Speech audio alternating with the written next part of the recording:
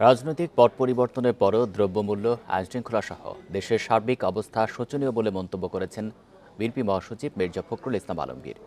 বিএনপির বর্ধিত সভায় তিনি বলেন, নির্বাচিত সরকার ছাড়া চলমান সংকট সমাধান সম্ভব নয়। এদিকে সভায় অংশ নেয়া নেতাদের প্রত্যাশা, তৃণমূলের মতামতকে প্রাধান্য দিয়ে সব সিদ্ধান্ত নেবে বিএনপি।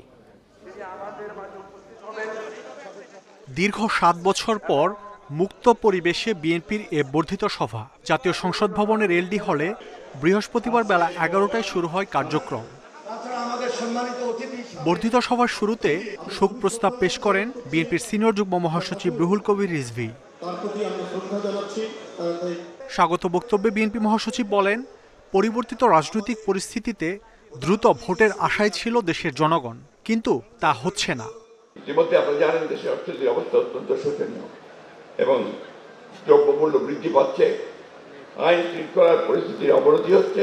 গণতন্ত্রকে বিঘ্নিত করার জন্য, তাকে বাধা প্রদান করার জন্য আজকে একটি গোষ্ঠী, একটি মহল বিভিন্নভাবে চক্রান্ত শুরু করেছে।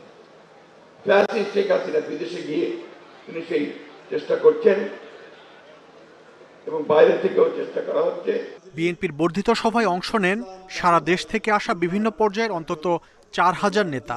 তাদের আশা, সুষ্ঠু ভোটে এবার সরকার গঠন করবে বিএনপি।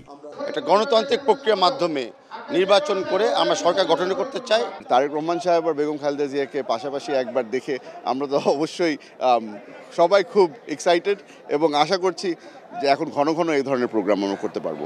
বাংলাদেশ জাতীয়তাবাদীর যে লক্ষ্য, সে লক্ষ্যকে বাস্তবায়নের জন্য সর্বোচ্চ ভূমিকা রেখেছে।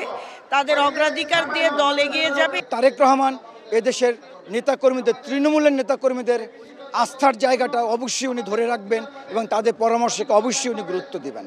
বর্ধিত সভায় বিপুল সংখ্যক নেতার উপস্থিতি থাকায় বক্তব্যের সুযোগ দেওয়া হয় লটারির মাধ্যমে।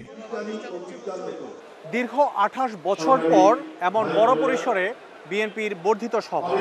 এই সভায় যোগ দেওয়া তৃণমূল নেতাদের প্রত্যাশা, আগামী সংসদ নির্বাচনে প্রার্থী চূড়ান্ত করার পাশাপাশি দল পুনর্গঠন এবং দলকে সামনের দিকে এগিয়ে নিয়ে যেতে তৃণমূলের মতামতকে প্রাধান্য দেবে বিএনপি। মাহমুদ শরীফ, ইন্ডিপেন্ডেন্ট নিউজ, এলডি হল, জাতীয় সংসদ ভবন, ঢাকা।